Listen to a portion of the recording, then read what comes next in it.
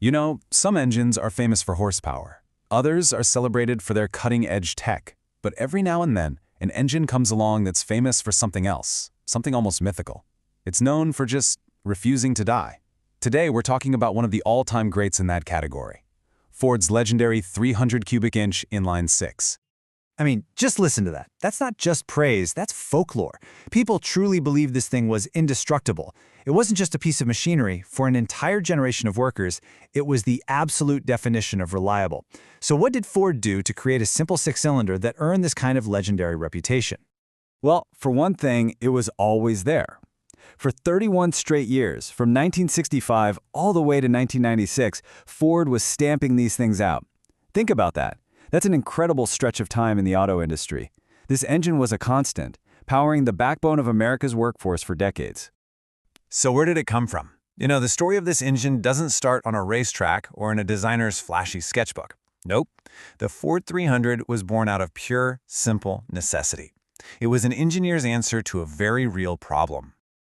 See, back in the early 60s, Ford was looking ahead. They knew trucks were about to get bigger, the jobs were going to get tougher, and the loads heavier. And their current six-cylinders, like the old 223, they weren't going to be enough to handle what was coming. So they didn't just try to patch up an old design. They went for a clean slate. Ford's engineers were told to build a brand new Inline-Six, and the #1 goal right from the very beginning was industrial-grade brute force strength. Okay, so that brings us to the really cool part, the how. What was actually inside this engine that made it so tough? Let's pop the hood and take a look at the blueprint that made the 300 practically immortal. There wasn't one single magic trick. It was a whole combination of smart, simple, and honestly, totally over-engineered decisions. It all started with a massive chunk of cast iron for the block, sure, but the real genius was in the details. Things like its long stroke design, an almost unheard of 7 main bearings, and a timing system built to outlast the truck itself. Let's talk about that long stroke.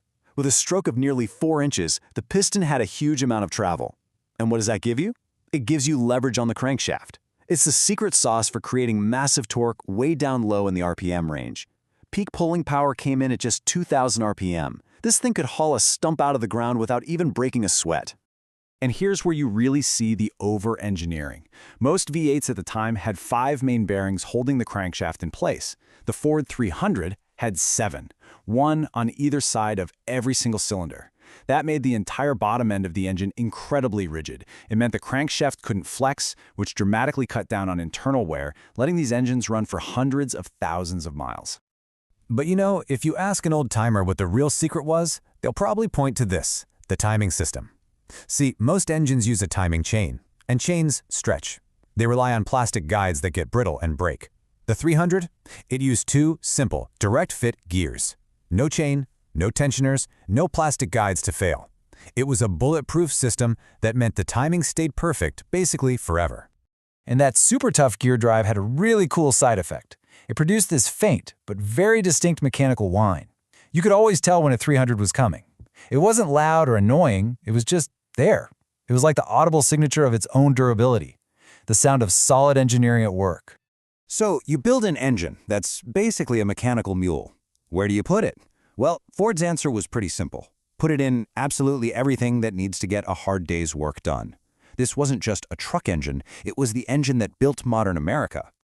Of course, its most famous home was right under the hood of the Ford F-Series.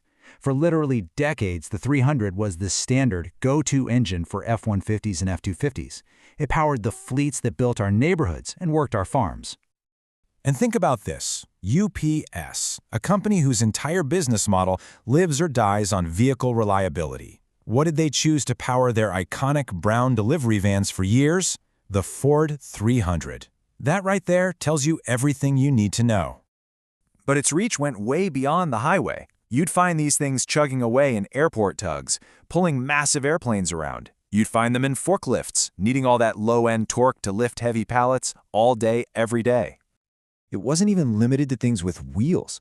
Ford sold the 300 as an industrial power plant. It was the heart of massive wood chippers, water pumps for irrigation, generators on remote job sites. Basically, if you needed something to run reliably for hours on end in the worst conditions you can imagine, the 300 was your answer.